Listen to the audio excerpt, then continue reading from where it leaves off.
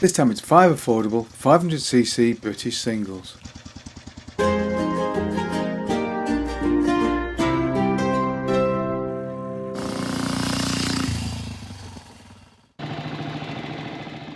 500cc single is the archetypal British motorcycle, but if you're looking for a gold star, you're going to need a lot of money. But as they say, other bikes are available, and there are other choices which will be much more affordable if you're looking for a classic British thumper on a budget. So in this video we're going to show you 5 examples of big British 500 singles which won't break the bank.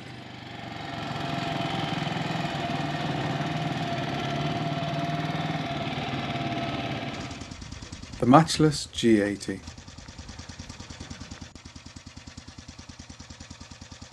The London-built machines of AMC have never been as popular as their counterparts constructed in the Midlands, and there are of course a number of reasons for this, not least of which is the company's very poor relationship with the press of the day, with the company refusing to let machines go out to the press for testing, which of course was not smart at all when you're trying to gain publicity for new models.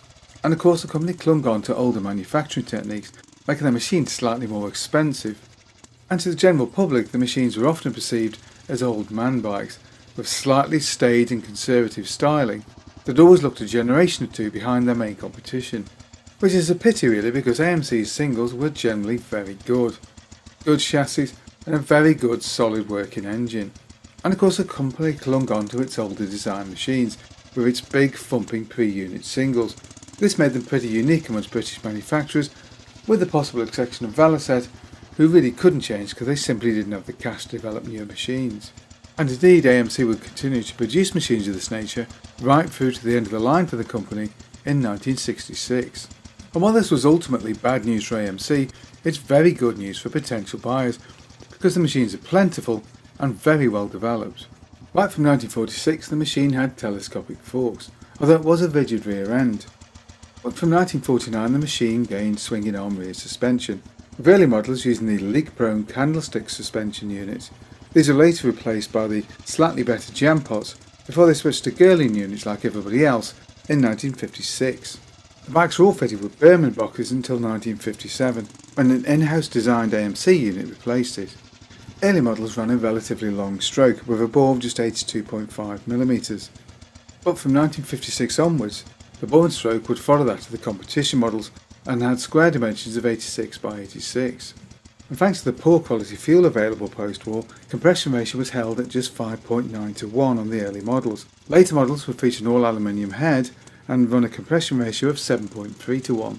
AMC would claim peak power of 28 horsepower at 5,600 RPM for the 498cc single, and later models would use alternator electrics and would even feature cast-in push rods, which at least help cut the leaks down a little. All in all, these are very well developed and excellent machines. The Ariel Red Hunter. The credits for the Ariel Red Hunter include two of Britain's most famous motorcycle designers. The first was Val Page, who in 1932 laid down the first design of the overhead valve machines which would later become the Red Hunter. The range included 500, 250 and 350 singles. However, when Edward Turner arrived at the company, he revamped the styling of the machines, gave them a distinctive red paint job and renamed them the Red Hunters. This was a fairly simple way of effectively rebranding the machines already in production, and it did prove very effective, with Ariel's turnover increasing markedly. So much so in fact that the Ariel management were able to buy out Triumph from its ailing car manufacturer. The Red Hunter's engine had a bore and stroke of 86.4 by 85, to give a capacity of 497cc. Compression ratio on early models was 6 to 1, although after 1954 and better fuels becoming available, this could be raised to 6.8 to 1. At this point, Ariel would claim peak horsepower of 26 horsepower at 6,000 RPM, 2 horses up on the earlier models, and there would be a corresponding increase in claimed top speed, raising from around 85 to up around the 90 mph mark. In competition, the machine would prove to be a popular trials mount, with riders like Sammy Miller enjoying great success on the bike, even after the factory stopped production of their 4-strokes at the end of the 50s.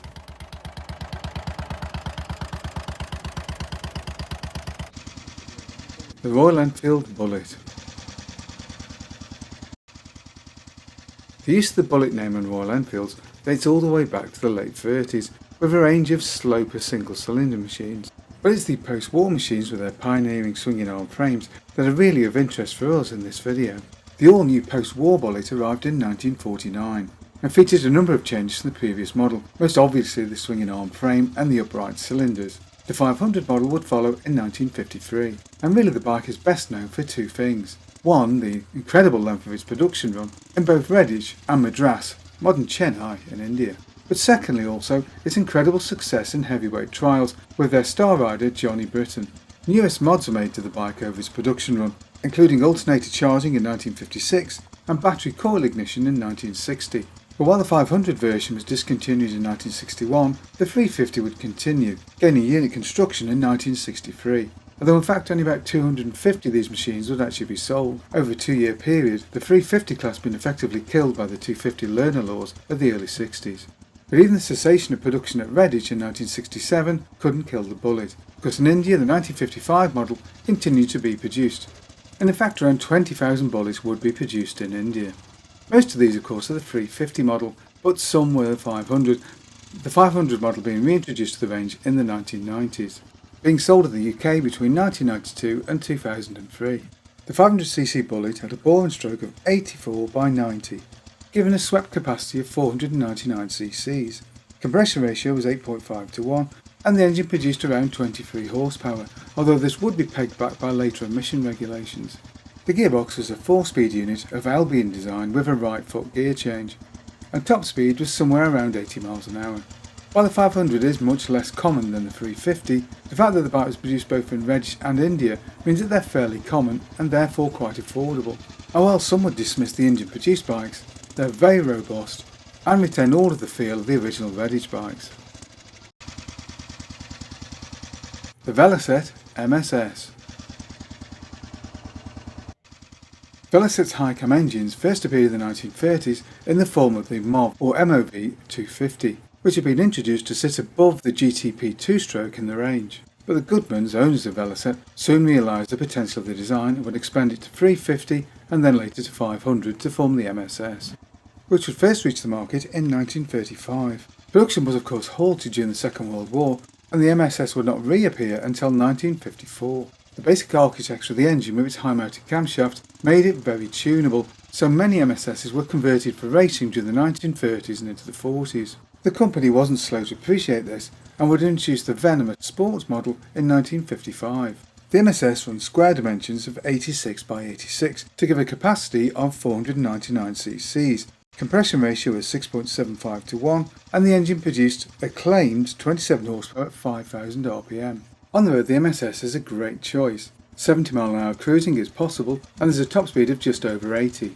And the machine is generally regarded as much more user-friendly than the more sporty models in the range, being much easier to start and easier to ride courtesy of that flexible engine. And Velocet's slender swinging arm frame affords the machine excellent handling.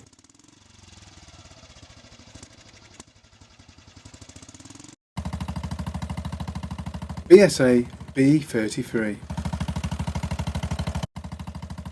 While many will be attracted by the allure of the truly gorgeous BSA Gold Star, and of course its eye-watering price tag, the more sensible among us will look at the B33. Because while it may lack the glamour of its more sporty sibling, it's a bike that provides a much more relaxing riding experience. And while the chassis isn't quite the same, it is still a very capable one. And of course BSA have had a lot of experience of overhead valve singles, introducing their first model in the mid-20s. Post-war B33 arrived in 1947 and was based on the 350 B31 introduced 2 years earlier. The very first models used telescopic forks but had rigid rear ends. In 49, plunger suspension was added as an option, and BSA would introduce their full swinging arm frame in 1954. B33's engine ran a bore and stroke of 85 by 88 to give 499 cc's. Compression ratio was 6.8 to 1, and peak power was a claimed 23 horsepower at 5,500 rpm. There was a 4-speed gearbox of BSA's own design, and the bike weighed in at 374 pounds or 170 kilos. Top speed was quoted at around 81 miles an hour, or 130 kilometers an hour, although the bike's comfortable cruising speed is between 55 and 65 miles an hour, typical for most singles of the period. Much above that and the vibration does start to come in. But stay in its comfort zone, as with many of these big British singles, and the bikes are surprisingly smooth.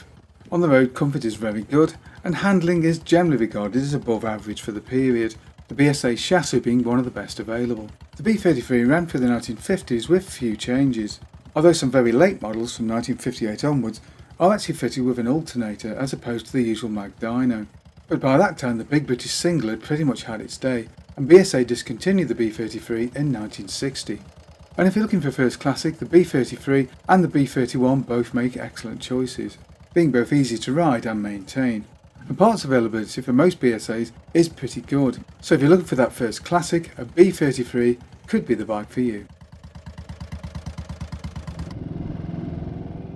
What other bikes or collections of bikes would you like to see us cover in a future video? Maybe get a bike we can use for a test ride. Either way, get in touch below. Hope you enjoyed the video. If you did, don't forget to like and subscribe, and of course thank you very much for watching.